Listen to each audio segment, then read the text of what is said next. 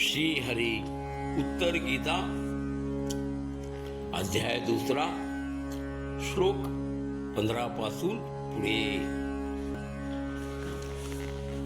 शरीरामध्ये तीव्र वायू प्रेरणेने पित्ताचा प्रकोप वाढून जातो आणि सर्व शरीरभर पसरून सर्व प्राणांच्या गतीस अवरोध करतो, थांबवतो.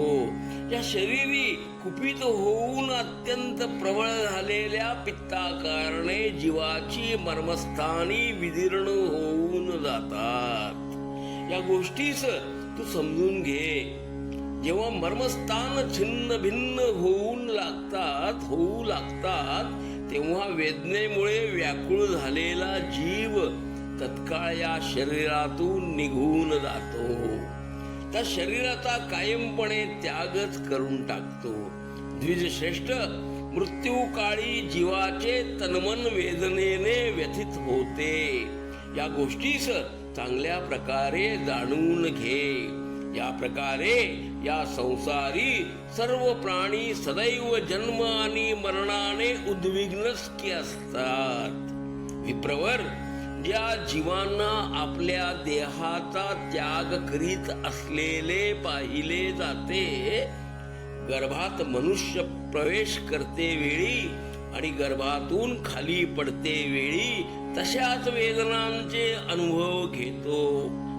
मृत्यूकाळी शरीराचे सांधे तुटू लागतात आणि जन्मावेळी तर गर्भस्थ जळी भिजून अत्यंत व्याकुळ की होत असतो. अशा प्रकारच्या तीव्र वायूंनी प्रेरित होऊन सर्दीमुळे कुपित झालेले जे वायू याची पाची भूतांमध्ये प्राण आणि अपान स्थानी स्थित आहे, तीच पंचमहाभूतांच्या समूहास नाश करीत असते आणि ती देहधारींना मोठ्याने कष्टपूर्वक त्यागून ऊर्ध्वलोकी निघून जात असते. या प्रकारेच सर्व जीव शरीराचा त्याग करतात. त्यावेळी प्राण्यांचे शरीर हे उच्छ्वासहीन होऊन जाते. त्याच्यामध्ये उष्णता, उच्छ्वास, शोभा, चेतना काही शिल्लक नाही राहत. या प्रकारे जीवात्म्याने परित्यक्त केलेले ते शरीर लोकांकडून मृत म्हणून समजले जाते. देहधारी जीव ज्या इंद्रियांच्या साह्याने रूप, रस आदी विषयांचा अनुभव घेतो, त्यांचे द्वारा तो त्या योजनापासून पुष्ट होणाऱ्या प्राणांना नाही ओळखू शकत. या शरीरात राहून कार्य करतो तोच सनातन जीव आहे. कुठे कुठे सांधेच्या ठिकाणी जे अंग संयुक्त असते त्याला तू मर्म समज, कारण शास्त्रात मर्मस्थानाचे हेत स्थान सांगण्यात आले आहे. त्या मर्मस्थान म्हणजे संधीचे विलग झालेवर वायू वरच्या दिशेने उठतो आणि प्राण्यांच्या हृदयी प्रविष्ट होऊन त्याच्या बुद्धीस अवरुद्ध करून टाकतो, धाकाळून टाकतो.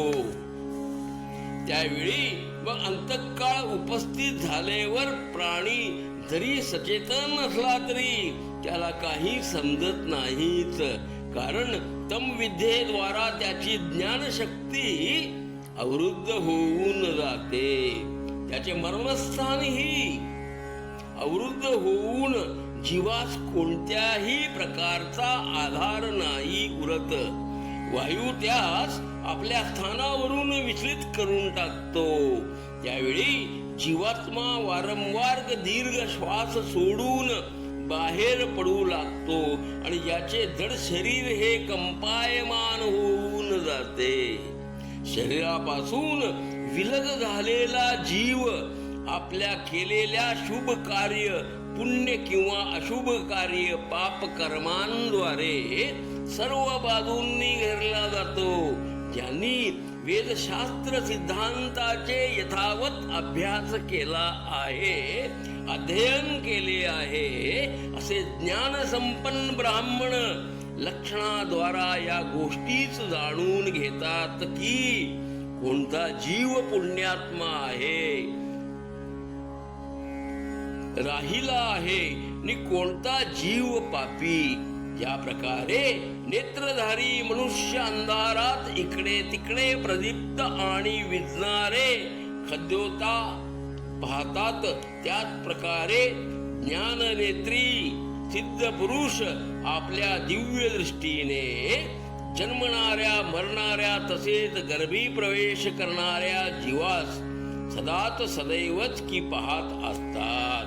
त्या प्रकारे नेत्रधारी मनुष्य अंधारात इकडे तिकडे प्रदीप्त असणारे आणि विझणारे खद्योतास पाहतात, त्याच प्रकारे ज्ञाननेत्री सिद्ध पुरुष आपल्या दिव्य दृष्टीने जन्मणाऱ्या मरणाऱ्या तसेच गर्भी प्रवेश करणाऱ्या जीवास सदाच सदैवच की पाहत असतात.